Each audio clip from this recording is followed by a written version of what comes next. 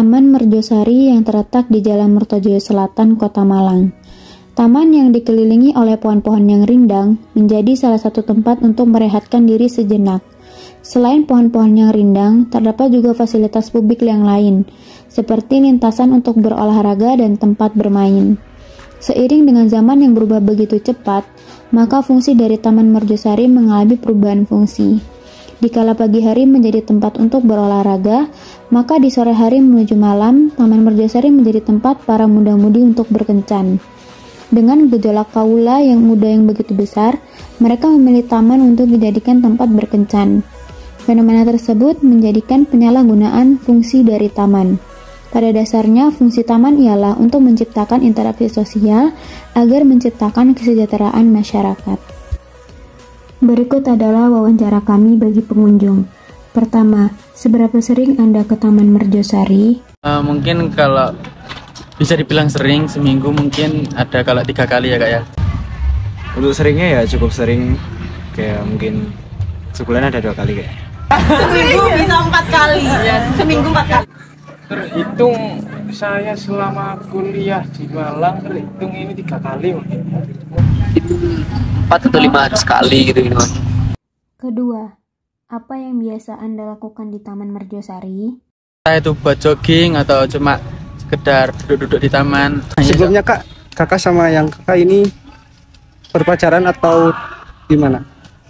Iya, tapi cuma nggak lebih Mas. Okay. Yang bisa saya lakukan ya hanya sekedar main dan sebagainya. Sebelumnya ini mohon maaf, saya mau nanya, kakak sama kakak ini berpacaran? Pacaran.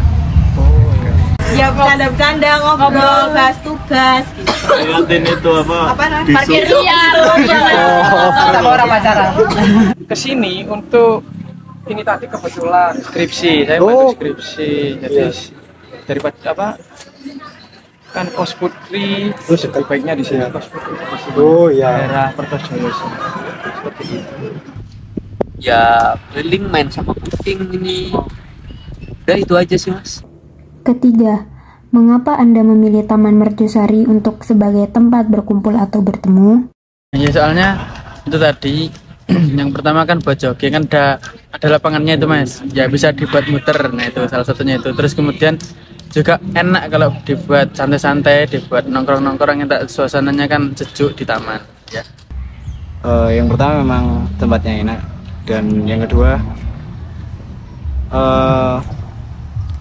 tempatnya itu nggak terlalu terbuka dan cukup private untuk menjaga privasi. Murah, gratis, terus dekat sama kosan. Oke. Karena mungkin dekat dengan kosnya Ini ya.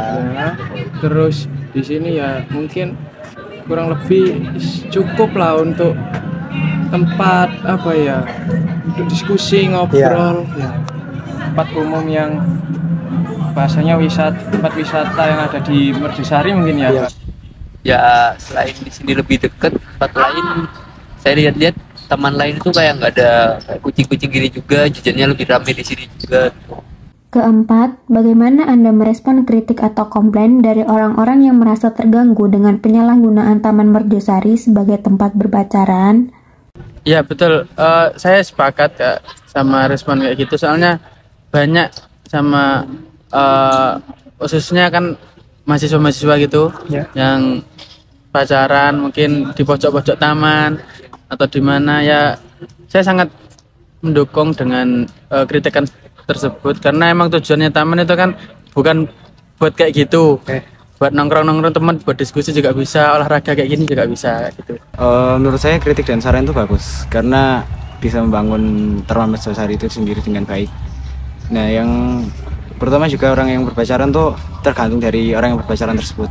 Melakukan hal yang aneh atau tidaknya itu juga tergantung dari hubungan tersebut. Sebenarnya nggak apa, maksudnya kayak pacaran atau itu kan maksudnya hak pribadi orang masing-masing itu kan. Cuman kalau misalkan di tempat umum ya sewajarnya aja gitu. Lah, ini sebetulnya fungsi tempat umum kan harusnya anak-anak terutama kita ya sebagai generasi muda Indonesia ya, yang kita harus tahu tata krama harusnya ya. Itu masing-masing sih Mas sebenarnya, tapi tergantung mereka sendiri. Seenggaknya jangan kelewatan gitu aja. Bagi masyarakat sekitar, pertama, bagaimana pandangan Anda mengenai fenomena penyalahgunaan Taman Merjosari sebagai tempat berpacaran? Iya, sering itu. Sebenarnya sedih kita ya, kan orang sekitar sini, apalagi rumah kita dekat. Tapi kalau malam-malam itu biasa di atas jam 9 tuh, kadang juga di lapangan, kadang juga di situ banyak. Ya kita sebenarnya warga sini tuh pengen gitu, aparat setempat itu tegas gitu loh, melarang. Tapi ya gimana lagi, dibiarkan aja. Kekurangan Mbak, Kurang etis ya Pak ya. Kurang ke tempat berpacaran kan nggak layak di situ. Nah itu fenomena ya, sebetulnya bukan fenomena itu, nggak boleh. Nggak boleh Bu.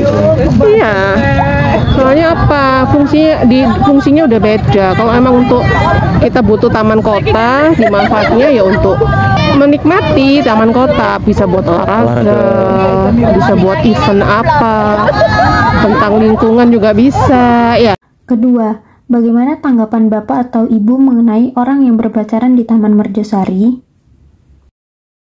Nggak boleh, cari tempat lain aja yang memang layak untuk. Tapi kalau pacaran dalam kutip yang hanya Untuk buat ngobrol. oke, tapi kalau udah lebih di luar batas norma ya no, udah gitu. Gimana ya? Saya kalau orang berpacaran saya nggak suka gitu loh Mbak. Nanti dibuat yang enggak malu. Ketiga, menurut Bapak Ibu, apa penyebab terjadinya hal tersebut? Ya mungkin karena ini fasilitas umum ya, terus lokasinya juga berdekatan sama perumahan warga. Terus lagi kalau di sini itu gelap. Bener ya, kalau sudah gitu ya. Kalau malam itu agak gelap. Nah masalahnya kan gratis Mbak, nggak ada. Nggak ada yang larang. Penjaganya kan nggak ada sih. Tapi gini, orang kalau pacaran itu kan cari tempat-tempat yang gelap ya. Iya. Ya mereka mungkin butuh ruang juga untuk santai, cuma itu tadi tergantung niatnya, mau niat apa nih, mau niat mau ngobrol atau mau niat yang tanda kutip. Keempat, menurut Bapak atau Ibu, bagaimana solusi untuk mengatasi permasalahan tersebut? Sebenarnya pergaulan remaja itu ya, nomor satu itu orang tua, nomor satu dari keluarga. Tapi kan kita tahu sendiri bahwa tidak semua keluarga itu concern untuk memantau perkembangan anak, tidak tahu psikologinya anak. Banyak kan orang tua juga yang bekerja, apalagi kalau yang sekitar sini mereka yang berjualan, ibunya fokus mencari nafkah, siang mungkin mempersiapkan, malamnya cari nafkah, akhirnya anaknya begitu. Sebaiknya dicarikan orang untuk jaga malam gitu, supaya aman lah. Pertama barangkali pemarangannya perlu sama mungkin barangkali itu lagi-lagi barangkali bisa ada penjagaan atau pengawasan mungkin ya dari pihak pengelola ya untuk mengawasi pada waktu tertentu sehingga tidak disalahgunakan. Berdasarkan hasil wawancara dari fenomena penyalahgunaan Taman Merjosari sebagai tempat berpacaran, dapat disimpulkan bahwa hal itu adalah benar karena dapat didukung dengan pernyataan berbagai narasumber yang telah kami dapatkan, di mana Taman Merjosari jika malam terdapat pengurangan cahaya sehingga membuat taman tersebut menjadi remang-remang. Adapun pernyataan bahwa kurangnya pengawasan di sekitar Taman Merjosari yang membuat hal negatif tersebut dapat terjadi. Berkaitan dengan fenomena tersebut dapat dianalisis menggunakan teori Immanuel Kant yang tentang moralitas, di mana moralitas menjelaskan bahwa sikap yang dilakukan oleh individu harus sesuai dengan nilai dan norma dalam masyarakat. Tindakan moral juga bisa menjadi suatu pandangan sebelum melakukan tindakan dalam diri individu, di mana tindakan moral sendiri sesuai dengan prinsip-prinsip yang ada dalam masyarakat secara universal. Tindakan moral sendiri juga bisa menjadi pertimbangan sebelum melakukan tindakan dalam diri individu. Kemudian, tindakan moral sendiri dapat tercipta apabila dalam masing-masing diri individu merasakan bahwa nilai moral adalah suatu kewajiban. Akan tetapi, fenomena penyalahgunaan Taman Merjosari sebagai tempat berpacaran tidak sesuai dengan teori yang dikemukakan oleh Immanuel Kant tentang teori moralitas, di mana ruang publik, Taman Purjosari adalah suatu tempat yang digunakan bersama guna melakukan aktivitas seperti berolahraga, berekreasi. Akan tetapi taman tersebut teralihfungsikan menjadi tempat berpacaran para muda-mudi, di mana tindakan para muda-mudi tersebut adalah tindakan negatif yang tidak sesuai dengan nilai norma dan hukum yang berlaku dalam masyarakat. Mungkin sekian penjelasan dari kami. Terima kasih.